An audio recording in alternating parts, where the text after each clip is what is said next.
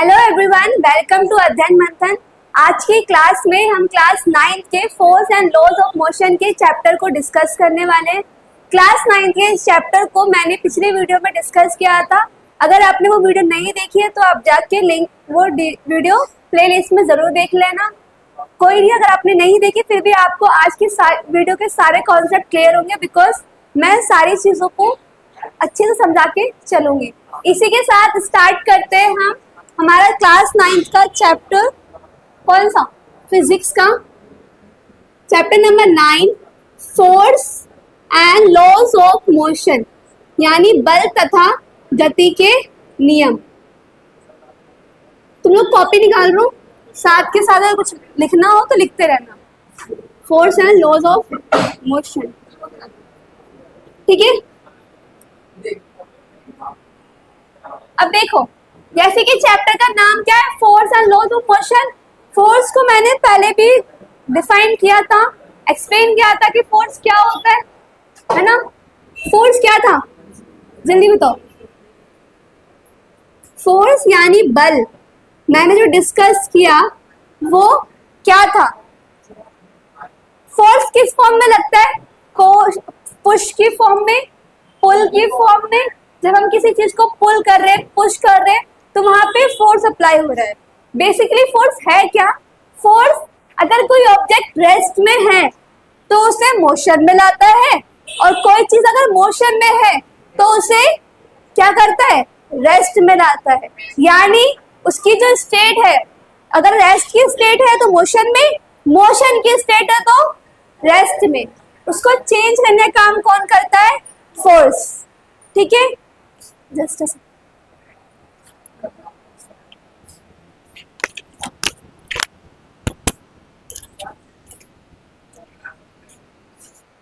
देखो, फोर्स मैंने बताया था क्या था, कुणाल और वो देख लो।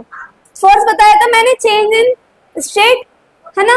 अब देखो, जो पहले के साइंटिस्ट थे, जो स्टार्टिंग में साइंटिस्ट आए थे, उनके अकॉर्डिंग फोर्स क्या था कि फोर्स है जो किसी भी ऑब्जेक्ट को मोशन में रख रहा है, ठीक है।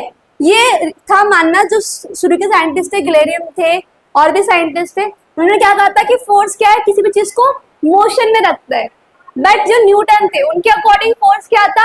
जो किसी भी बॉडी की, यानी किसी भी ऑब्जेक्ट की जो स्टेट है उसे चेंज करता है, ठीक है। क्लियर था फोर्स? फिर मैंने तुम्हें क्या बताया था? इनर्शिया के बारे में बताया था।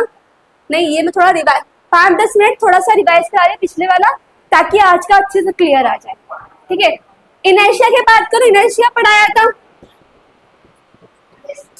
इनर्शिया यानी जड़त्व। क्या था ये? क्या था जड़त्व? कोई ऑब्जेक्ट है, उसके अंदर कितने जो पार्टिकल्स हैं, यानी जितने भी एटम्स हैं, वो कितने हैं, कितने कंस्टिट्यूएंट पार्टिकल है इसके अंदर, है ना। वो हमारा क्या कहलाता है? मास, है ना, यानी इनर्शिया, जड़त्व, ठीक है। अगर देखो, जैसे कि मान लो ये छोटा सा ऑब्जेक्ट है, ये बड़ा ऑब्जेक्ट है, तो देखो इसका यहाँ पे इसका इनर्शिया पता किसका ज्यादा होगा? बड़े वाले ऑब्जेक्ट का। कि इनर्शिया करता है, इनर्शिया उस ऑब्जेक्ट को अगर रेस्ट में है, जब मैं मास समझा रही थी, इनर्शिया। कुणाल इधर देख लो, अगर कोई ऑब्जेक्ट रेस्ट में है तो उसे जो चीज रेस्ट में रख रही है वो क्या होता है? इनर्शिया। अगर कोई चीज मोशन में है तो उसे मोशन में जो चीज रख रही है वो क्या है? इनर्शिया। इनर्शिया मैंने 3 टाइप के बताए थे, है ना। पहला था मेरा इनर्शिया ऑफ रेस्ट, और दूसरा क्या था? Inertia of motion. तीसरा क्या था? इनर्शिया ऑफ डायरेक्शन, ठीक है। रेस्ट वाले का एग्जांपल मैंने दिया था, जैसे कि मान लो कि कालीन है, कोई भी कंबल है, दरी है, उस पे जो भी 10 पार्टिकल है वो भी दरी के साथ रेस्ट की पोजीशन में है, वहां रखे हुए। मैंने दरी झाड़ी, तो मान लो देखो ये दरी है, यहाँ पे 10 के पार्टिकल्स है वो सब पड़े हुए हैं, ठीक है। मैंने दरी झाड़ी, उससे मेरी दरी की जो मूवमेंट ऐसे होगी, है ना। दरी कैसे मूवमेंट होगी? ऊपर नीचे होगी दरी, क्योंकि दरी मोशन में आएगी। पर जो पार्टिकल है वो तो रेस्ट में रहेंगे, है ना। क्यों? इनर्शिया की वजह से। तो इसकी वजह से क्या होता है, पार्टिकल वहीं रहते हैं, दड़ी को यूं करते हैं तो पार्टिकल नीचे गिर जाते हैं, है ना। ये क्या था, इनर्शिया ऑफ रेस्ट। जैसे कि मान लो बस में तुम बैठ गए, है ना, बस में तुम बैठ गए और बस क्या करना, अब बस चलना स्टार्ट करती है, बस रुकी थी, तुम भी रुके थे, तुम्हारी पूरी बॉडी क्या थी, रेस्ट के उसमें थी, है ना। तुम्हारी बॉडी को रेस्ट में किसने रखा था, इनर्शिया ने रखा था। अब जैसे ही बस ने चलना स्टार्ट किया तो तुम्हारा बस चली, बस के साथ साथ तुम्हारा जो बॉडी का लोअर पार्ट है, पैर है, वो क्या करेगा, मूव करेगा, पर जो तुम्हारा बॉडी का ऊपर पार्ट है वो तो इनर्शिया के कारण क्या था, स्ट्रेट रहेगा, तो इसलिए तुम क्या होता है, पीछे की तरफ होते हो। तो बस चलती है, हम पीछे की तरफ क्यों जाते हैं, because of inertia of rest, है ना। इनर्शिया ऑफ रेस्ट के लिए हम पीछे जाते हैं और हमारा आगे वाला जो बस के साथ जो लोअर बॉडी यानी पैर है वो भी मूव करते हैं, ठीक है। अब आता है इनर्शिया ऑफ मोशन। ये कहाँ पे अप्लाई होता है, जैसे कि मान लो बस का एग्जांपल लो, बस चल रही है, बस के साथ साथ तुम भी चल रहे हो सॉरी, बस चल रही है, बस के साथ साथ तुम भी चल रहे हो, तुम्हारी बॉडी भी किसमें, अभी मोशन में, और तुम्हें कंटिन्यूसली मोशन में कौन रख रहा है, वो है इनर्शिया, है ना। अब वहां पे अगर तुम एक क्या हो, बस रुक गई तो तुम क्या होता है, आगे की तरफ ढकेल, आगे की तरफ तुम जाते हो, क्यों जाते हो, क्योंकि तुम मोशन में, तुम्हारी बॉडी को आदत कैसे पड़ गई थी, मोशन में रहने की। अब बस रुकी, तुम्हारी बॉडी अभी भी मोशन में, तुम क्या होगे, आगे की तरफ जाओगे। तो यहाँ पे समझ आया इनर्शिया ऑफ मोशन, है ना। इनर्शिया ऑफ मोशन एक और एग्जांपल समझ सकते हो, मान लो ये फैन है, अभी ये फैन चल रहा है, अगर मैं बटन ऑफ कर दूं फैन रुक जाता है तो क्या होगा, बटन ऑफ करने के बाद भी पंखा थोड़ी देर तक घूमता रहेगा, क्यों, क्योंकि उसको मोशन में कौन रख रहा है उस वक्त, इनर्शिया। इनर्शिया किसी भी ऑब्जेक्ट को उसकी पोजीशन को बनाए रखता है, ठीक है। और जितना ज्यादा मास होगा उतना ज्यादा इनर्शिया होगा, क्यों होगा वो समझाऊंगी। इनर्शिया ऑफ डायरेक्शन बताया था मैंने, है ना, कि अगर तुम कार बिल्कुल स्ट्रेट मोशन में कार चला रहे हो और क्या हुआ, कोई ऐसे कट आया, तुमने गाड़ी ऐसे मोड़ी, है ना, तो क्या होता है कि जब तुम गाड़ी मोड़ते हो तो पीछे जो पैसेंजर होंगे ना वो भी झुकते हैं इस साइड। क्यों झुकते हैं, क्योंकि उन्हें आदत होती है सीधे रहने की, गाड़ी मोड़ी तो उधर क्यों मुड़ती है, because of inertia of direction, ठीक है। इनर्शिया थोड़ा सा क्लियर हुआ, किसी भी चीज को उसके पोजीशन में रखता है, ठीक है। अब ये डिपेंड करता है मास पे, मतलब मास ज्यादा होगा इनर्शिया ज्यादा होगा, मास कम होगा इनर्शिया भी कम होगा। मास क्या होता है, मास क्या होता है, मास समझ लो मोमेंटम भी काम आएगा। इधर देखो मास क्या है, सिर्फ कर देती हूँ,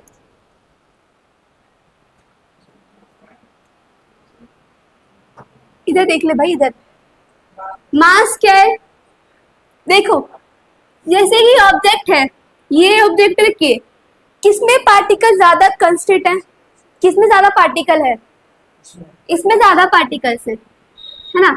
मास इसे कहते हैं, एक होता है वेट और एक होता है मास। ग्रेविटी पढ़ेंगे ना, ग्रेविटी में मास और वेट को और अच्छे से एक्सप्लेन होगा, पर अभी समझो वेट क्या होता है, क्या हुआ बोल, क्या खाता तू, खड़े होकर क्लास, अगर मैंने कहा था डिस्टर्ब किया तो 1 घंटे क्लास खड़े होकर होती तेरी हमेशा, तो अब उसे डिस्टर्ब मत कर।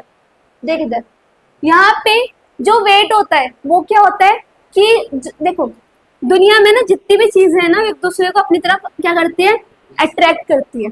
ये ग्रेविटेशन का टॉपिक है, थोड़ा समझो अभी।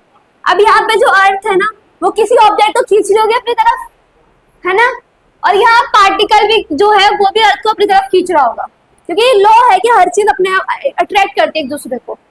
तो यहाँ पे जो वेट होता है, वेट क्या होता है कि अर्थ उसे कितनी फोर्स से खींच रही है, ये होता है वेट।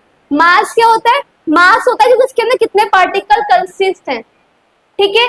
वेट अगर अर्थ पे है अलग होगा, मून पे है अलग होगा, पर मास जो होता है ना किसी भी ऑब्जेक्ट का वो हर जगह सेम रहता है, चाहे मून पे ले जाओ, चाहे अर्थ पे ले जाओ, चाहे कहीं भी हो, मास जो है ना किसी भी ऑब्जेक्ट को क्या रहता है, सेम रहता है, ठीक है। तो थोड़ा आइडिया लगा मास क्या है, कि उसको कितने पार्टिकल कंसिस्ट हैं, ठीक है।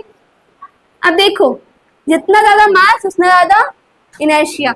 अगर छोटा ऑब्जेक्ट है तो इनर्शिया कम, क्योंकि मास कम है, कम पार्टिकल है ना। वो अगर कम पार्टिकल है तो उसे रेस्ट में रखने के लिए कम पार्टिकल यूज हो रहे हैं, और यहाँ ज्यादा बड़ा ऑब्जेक्ट है तो ज्यादा पार्टिकल है, ज्यादा पार्टिकल ज्यादा मास है, यानी हर हर हर पार्टिकल अपना इनर्शिया लगा रहा होगा उसे रोकने के लिए।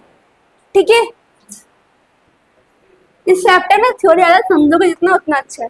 ठीक है, तो फर्स्ट लॉ ना थोड़ा इनर्शिया से ही रिलेटेड है। फर्स्ट लॉ क्या बताया था मैंने, जल्दी बताओ। First law of motion, law of motion, यानी इसको इनर्शिया भी कहते हैं, फर्स्ट लॉ ऑफ इनर्शिया भी कहते हैं इसे। ठीक है, लॉ ऑफ इनर्शिया।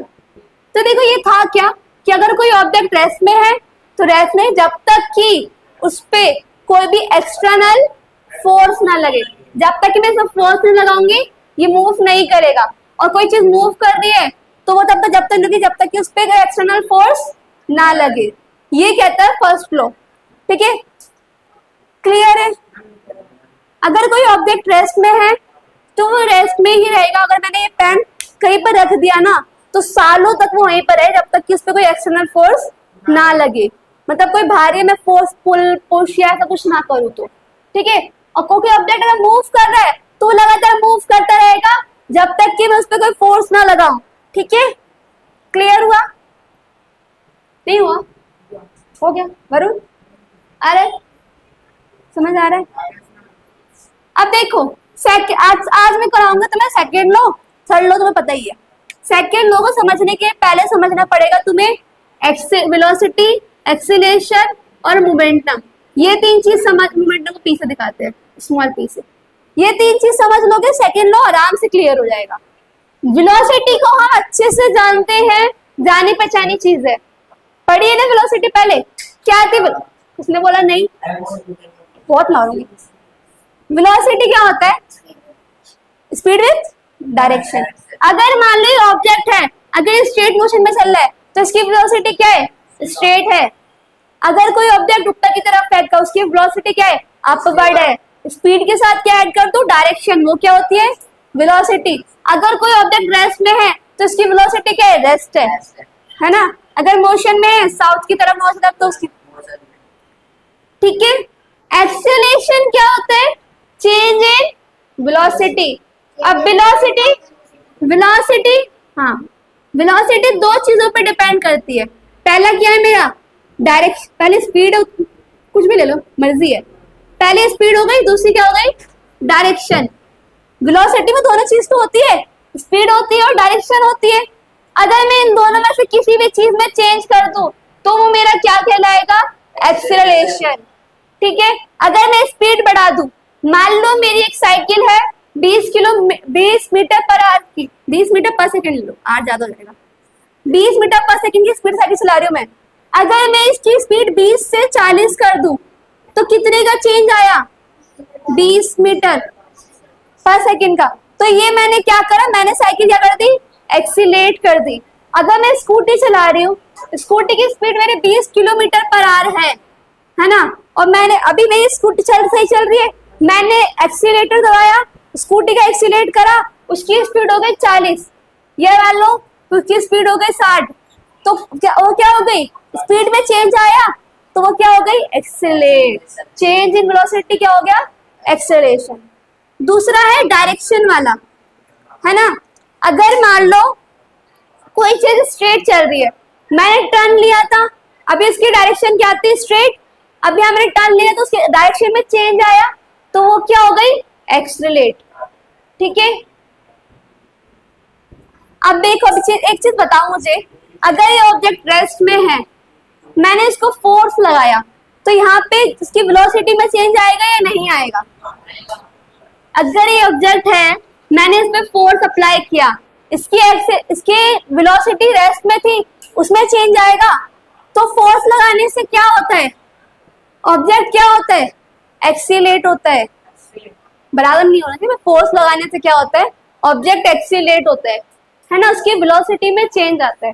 अगर मान लो पंखा घूम रहा है ना, देख लो पंखा घूम रहा है, ठीक है, अगर मैं इसकी स्पीड बढ़ा दूं तो इसकी मतलब इसकी वेलोसिटी में चेंज आएगा, है ना। अगर हम पंखा, यहाँ पे मान लो कोई पंखा घूम रहा है लगातार, है ना, अभी इसकी स्पीड है 20 मान लो। अब मैंने इसकी स्पीड बढ़ा दी, इसकी स्पीड हो गई 40, तो इसकी वेलोसिटी में चेंज आया। तो फोर्स लगाने से क्या हो गया, फोर्स लगाने से इसका चेंज इन वेलोसिटी हुआ, यानी क्या हुई, एक्सीलरेट हुई। तो मैं कहने की चाह रही हूँ, मैं कहना ये चाह रही हूँ कि फोर्स से क्या होता है, एक्सीलरेशन क्रिएट होता है, तभी उसके जो पोजीशन है उसमें चेंज आता है। ठीक है, अब समझो मोमेंटम क्या है, जिसको मोमेंटम को दिखाते हैं हम, मोमेंटम को दिखाते हैं स्मॉल p से। दिखाने को क्या निकाल रखा है चिरागी, हद है। हाँ, स्मॉल p से दिखाते भाई, कैपिटल P नहीं है, स्मॉल p है, स्मॉल p है भाई, ऊपर क्या हो गया, क्लियर क्लियर लिख। मोमेंटम को हिंदी में क्या कहते हैं, संवेग। हेडिंग डाल रहे इसलिए साफ साफ लिख रही हूँ। P से दिखाते, जैसे हम फोर्स को किससे दिखाते हैं, F से, और बाकी चीजों को भी दिखाते हैं ना, एक्सीलरेशन को A से। हाँ, सो देखो मोमेंटम यानी संवेग का मतलब क्या है। अब देखो दो चीजें हैं, यहाँ पे मान लो यहाँ पे गाड़ी है, ठीक है, गाड़ी बनाने में तो नहीं आती, लो गाड़ी है, कोई सी भी गाड़ी है, ठीक है, यहाँ भी एक गाड़ी है ना। हाँ, और दोनों का क्या है, दोनों का ना क्या है, दोनों सेम मास की है ना, ये 50 kg की है और ये भी 50 kg की है, ठीक है। दोनों इधर देख लो, इधर यहाँ पे दो गाड़ी है और दोनों कितने kg की है, 50 kg की। अब ये देखो, अब ये कितनी, एक आ रही है मेरी 20 किलोमीटर पर आवर की स्पीड से चल के आ रही है, और एक गाड़ी आ रही है 80 किलोमीटर पर आवर की स्पीड से। अब तुम्हें मान लो, तुम्हें दोनों यहाँ पे भी एक, यहाँ मान लो अर्नब खड़ा है, यहाँ वरुण खड़ा है ना। अब देखो, अब किसको ज्यादा तेज गाड़ी मारेगी, किसको ज्यादा इंजरी होगी, वरुण को। क्यों, यहाँ पे क्या ज्यादा है, वेलोसिटी ज्यादा है, यहाँ पे क्या ज्यादा है, क्योंकि यहाँ पे वेलोसिटी किसकी ज्यादा है, इसकी। मास दोनों का सेम है, वेलोसिटी किसकी ज्यादा है, इसकी, तो ज्यादा इंजरी कौन करेगी, ये वाली गाड़ी, ठीक है। अब थोड़ा समझो, अब इसकी जगह मान लो यहाँ पे एक ट्रक आ रहा है, क्या आ रहा है, ट्रक आ रहा है। ट्रक में कितने टायर होते हैं, 8 होते हैं।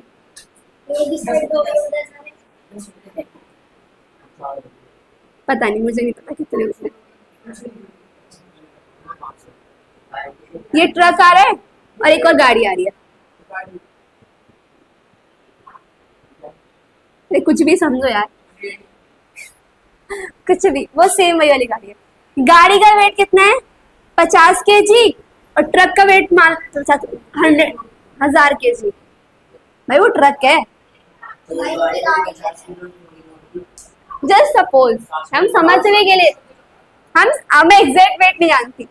यहाँ पे एक ट्रक है, इसकी स्पीड भी कितनी है, 20 किलोमीटर पर आवर, और इसकी स्पीड भी है 20 किलोमीटर पर आवर। अब यहाँ पे खड़ा है चिराग, है ना, चिराग खड़ा है, और यहाँ पे खड़ा है वरुण, वंश, भी हो जाएगा, वंश रख दो, यश को ले लेते। यहाँ पे खड़ा है चिराग, यहाँ पे खड़ा है यश, किसको ज्यादा हिट करेगी गाड़ी और किसको ज्यादा इंजरी होगी, चिराग को, क्योंकि मास किसका ज्यादा है, ट्रक का। यहाँ पे देखो, यहाँ पे एक जगह वेलोसिटी ज्यादा थी तब भी इंजरी इसको ज्यादा हुई, यहाँ पे मास ज्यादा था तब इंजरी ज्यादा हुई।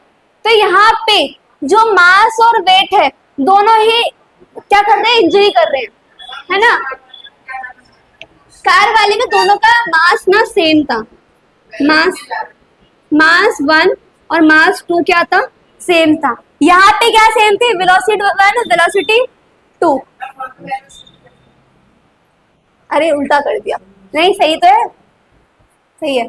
यहाँ पे दोनों ही ऑब्जेक्ट का मास बराबर है, वेलोसिटी अलग अलग है, जिसकी वेलोसिटी ज्यादा है उसने ज्यादा इंजरी करी। यहाँ पे दोनों का ही मास अलग अलग है, वेलोसिटी सेम है, तब भी ट्रक ने ज्यादा इंजरी करी, क्योंकि यहाँ पे दोनों ही केस में ना इंजरी जो हुई है वो किसकी वजह से हुई है, मोमेंटम की वजह से। यानी क्या क्या पढ़ा रही, जब तक पता है बाद में लग जैसे पता होगा तेरे को। इधर देख, तुम्हारे गड़े मुड़े छोड़ो, इसे ध्यान दो। यहाँ पे रीजन क्या है इंजरी होने का, मोमेंटम। मोमेंटम क्या होता है, मोमेंटम हमारा होता है मास इनटू में वेलोसिटी। जब हम वेलोसिटी और मास दोनों को एक साथ में ले ले तो वो क्या होता है, मोमेंटम। तो देखो अभी क्लियर होगा बेटा, इधर समझ। तो फिर क्योंकि यहाँ पे दोनों की वेलोसिटी सेम है, चाहे वो ट्रक की वेलोसिटी v1 ले लो या कार की वेलोसिटी v2 ले लो, दोनों की वेलोसिटी सेम है। तो यहाँ पे समझने की चीज ये समझो कि अगर जो ट्रक है उसने भी इंजरी करी, वो कार है उसने भी इंजरी करी, पर यहाँ पे वेलोसिटी ज्यादा थी, यहाँ पे क्या ज्यादा था, मास ज्यादा था। तो अगर मास ज्यादा होगा तब भी इंजरी हुई, वेलोसिटी ज्यादा थी तब भी क्या हुई, इंजरी हुई। तो इसका मतलब कॉन्क्लूजन क्या निकलता है, कॉन्क्लूजन निकलता है कि दोनों ही केस में चिराग को इंजरी हुई और वंश को इंजरी हुई। क्यों हुई, क्योंकि यहाँ पे मोमेंटम ज्यादा था। क्या ज्यादा था, मोमेंटम। मोमेंटम क्या होता है, मोमेंटम होता है जब मास एंड वेलोसिटी को दोनों को मल्टीप्लाई कर दे। अगर मैं इन दोनों का मास एंड वेलोसिटी मल्टीप्लाई करूं, इसका मास एंड वेलोसिटी मल्टीप्लाई करूं, तो किसका ज्यादा आएगा, इसका ज्यादा आएगा। और मैं यही सेम चीज यहाँ पे करूं, मास एंड वेलोसिटी मल्टीप्लाई करूं, किसका ज्यादा आएगा, ये वाले ट्रक का। इसलिए यहाँ पे मोमेंटम ज्यादा है, इसलिए ज्यादा इंजरी हो रही है। आया समझ में? थोड़ा माइंड में समझो कि एक छोटी सी बुलेट होती है, टाइम कितना है, बुलेट नहीं, क्या बुलेट ही बोलते हैं उसको, है ना। गन चलाते हैं, गन में बुलेट होती है, बुलेट इतनी छोटी सी होती है ना।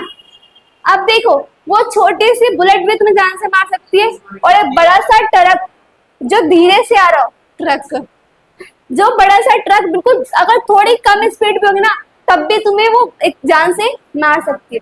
दोनों ही केस में रीजन क्या होता है, बुलेट में वेलोसिटी ज्यादा होती है और ट्रक में क्या ज्यादा होता है, मास। मतलब कंक्लूजन क्या है, क्या ज्यादा है, मोमेंटम। मोमेंटम की वजह से हमारी, तो मोमेंटम समझ में आया, थोड़ा क्लियर हुआ। मोमेंटम को जब तक तुम इमेजिन नहीं करोगे ना, मास वेलोसिटी दोनों को साथ लेके, तब तक समझ नहीं आएगा। ठीक है, रफ करो।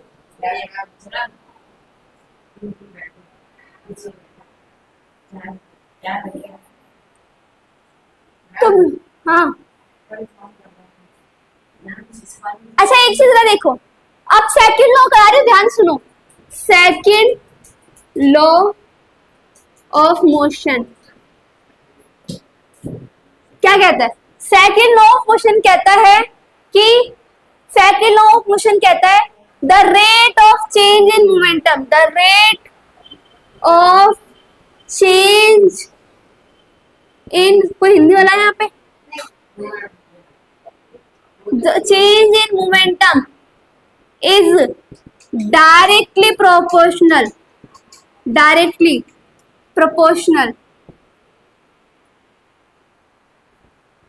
Directly proportional to force. हमारा सेकंड लॉ ऑफ मोशन क्या कहता है कि जो rate of change in momentum है, मतलब जिस रेट पे मोमेंटम में चेंज आएगा वो किसके डायरेक्टली प्रोपोर्शनल होगा, फोर्स के। फोर्स डायरेक्टली प्रोपोर्शनल होगा किसके, चेंज इन मोमेंटम। यानी अगर मोमेंटम 1 ले लूं और मोमेंटम 2 माइनस कर दूं, जिस रेट पे इसमें चेंज, रेट मतलब टाइम।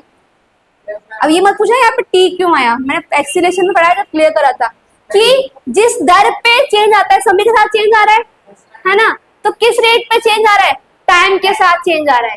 तो जिस दर पे चेंज आ रहा है इसलिए मैंने यहाँ पे टाइम लिया।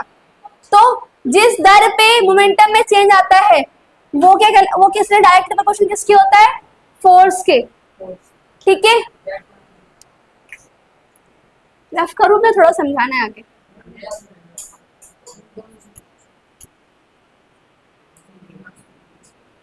बातें हो गई हो तो समझ लो थोड़ा सा। आज चैप्टर खत्म करा दूंगी, फिर न्यूमेरिकल प्रैक्टिस भी करनी है, फिर न्यूमेरिकल भी है।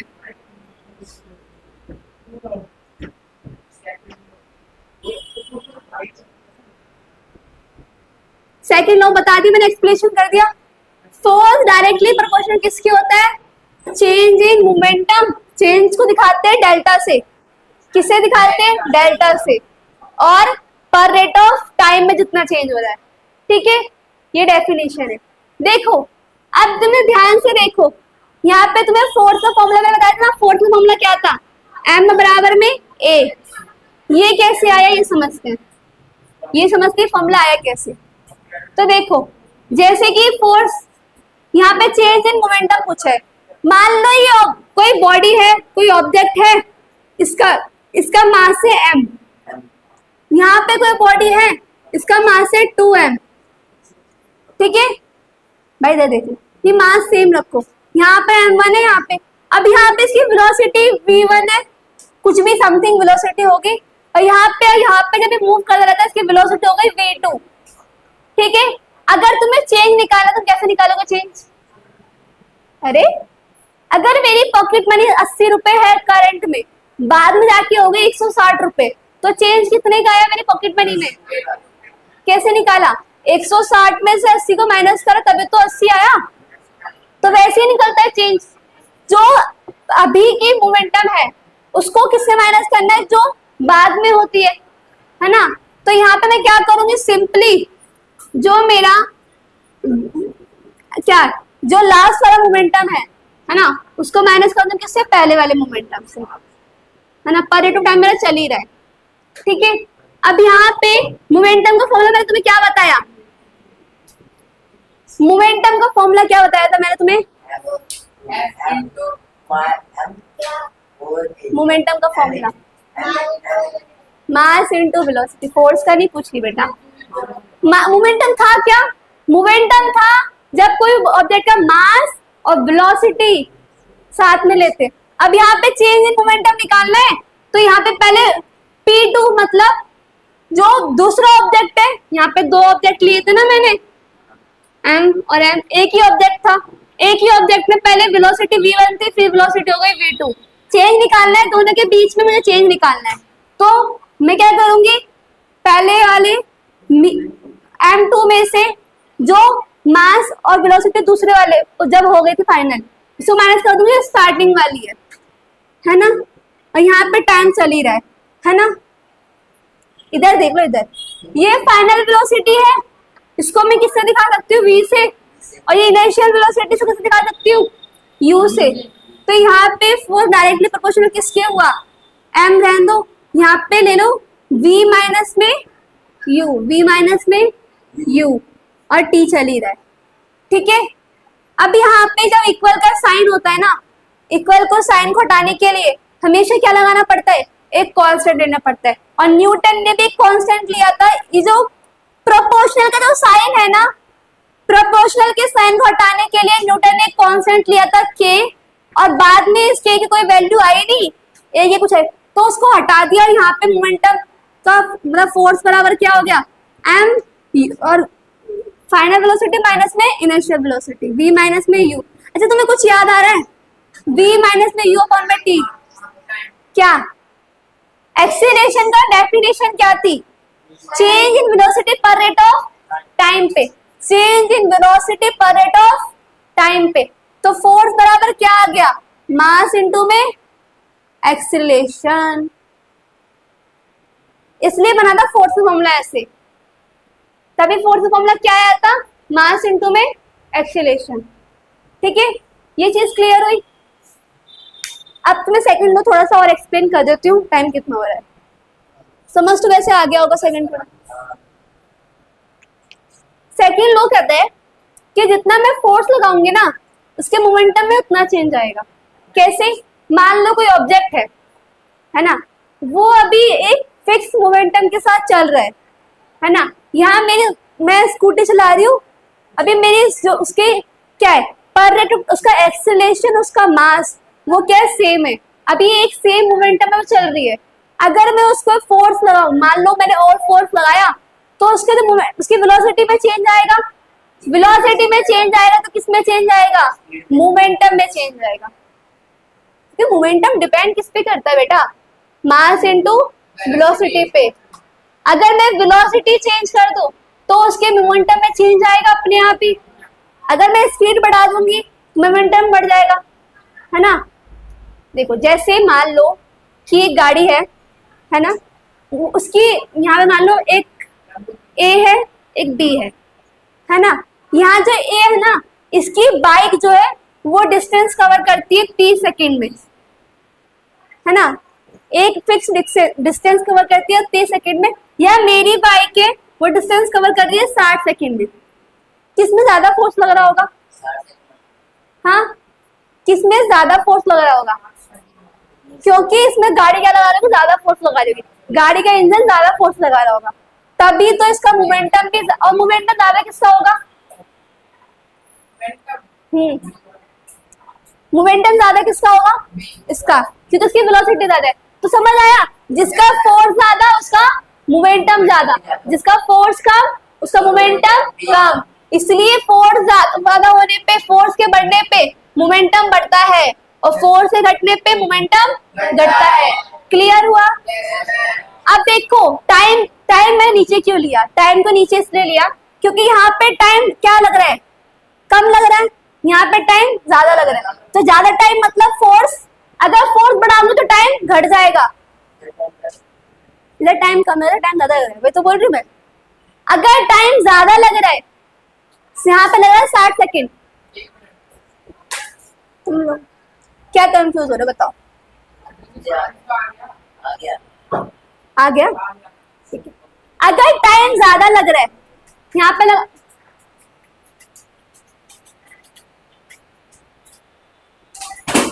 क्या इसे समझ आया ये वाला कि फोर्स ज्यादा होगा मोमेंटम ज्यादा होगा।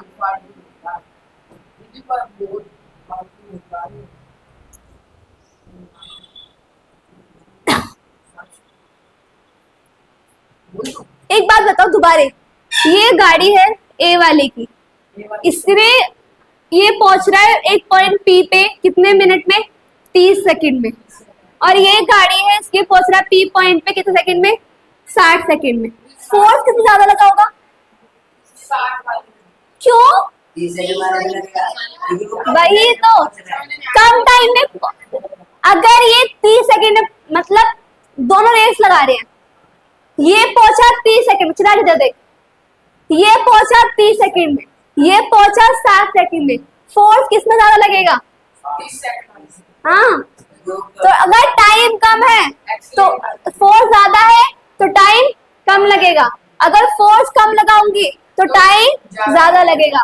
तो इनवर्स प्रोपोर्शनल इसमें टाइम नीचे लिया, है ना। पर देखो अगर मैंने फोर्स बढ़ा दिया तो इसका मोमेंटम भी ज्यादा होगा, है ना। तो इसलिए चेंज इन मोमेंटम क्या होगा, ज्यादा होगा। क्या हो गया, क्या फेंक रहे हो,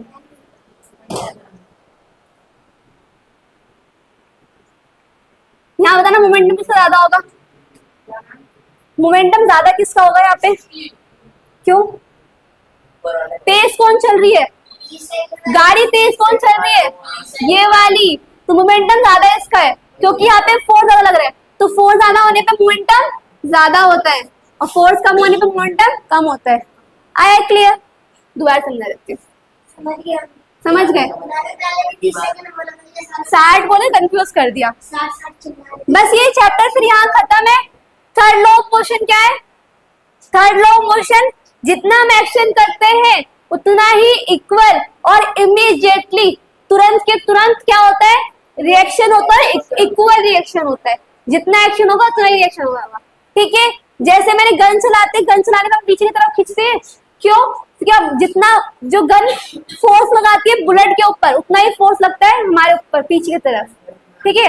तुम्हारी बुक में दे रखा है जब हम नाव से उतरते हैं तो नाव पीछे की जाती है, क्योंकि नाव पे हम चढ़े, है ना, तो हम पीछे जाते हैं, उस पर रिएक्शन होता है। और जो हमारा थर्ड लॉ है ना, उसके लिए हमें 2 बॉडी चाहिए होती है। कभी भी सिंगल बॉडी, यानी एक सिंगल ऑब्जेक्ट के बीच में एक्शन रिएक्शन नहीं, क्या हो गया? बॉल फेंकोगे सीधे बॉल फेंकोगे, वापस उतने ही फोर्स वापस आएगी। ठीक है, एक क्वेश्चन है तुम्हारी बुक में कि जो बॉलर होते हैं, बॉलर ऐसे क्यों नहीं कैच करते, ऐसे क्यों कैच करते हैं? क्योंकि मैंने अभी तुम्हें बताया, मैं बता पहले, फोर्स डायरेक्टली प्रोपोर्शनल है चेंज इन मोमेंटम के और इनवर्स प्रोपोर्शनल टाइम के। सेकंड लॉ यही कहता है ना, अगर ऑब्जेक्ट बॉल को अगर बॉल सीधे आ रही है उस वक्त उसका मोमेंटम क्या है, ज्यादा है।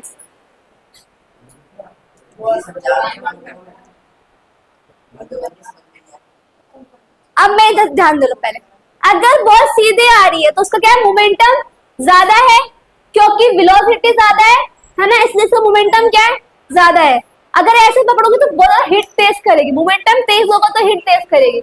अगर मैं उसको बॉल को ऐसे ले आऊंगी तो टाइम ज्यादा लंबा लगेगा, और टाइम यानी जो उसका ऐसे ले आऊंगी टाइम बढ़ेगा तो मोमेंटम क्या हो जाएगा, कम हो जाएगा। टाइम बढ़ाने और उसका जो फोर्स है वो भी क्या हो जाएगा, कम हो जाएगा। टाइम ज्यादा होने पे फोर्स कम हो जाएगा। ठीक है, तो ज्यादा इम्पैक्ट क्या होगा, कम इम्पैक्ट होगा। एक क्वेश्चन आता है कि जो सुसाइड करते हैं लोग, है ना, अगर वो लोग जब छत से कूदते हैं तो सुसाइड करते हैं, अगर नीचे कोई जाली लगा दे तो मतलब उनको ज्यादा इतना असर नहीं होता, चोट नहीं लगती इतना, या मौत नहीं होती। पर अगर कोई कॉम्पैक्ट का यानी सीमेंट का पत्थर हो, जैसा जमीन हो, उस पर उनकी मौत हो जाती है। क्यों? क्योंकि बिकॉज ऑफ जब नीचे गिरते हैं ना तो मोमेंटम तुरंत जीरो हो जाता है। मोमेंटम क्या जाता है, तुरंत क्या हो जाता है, जीरो हो जाता है।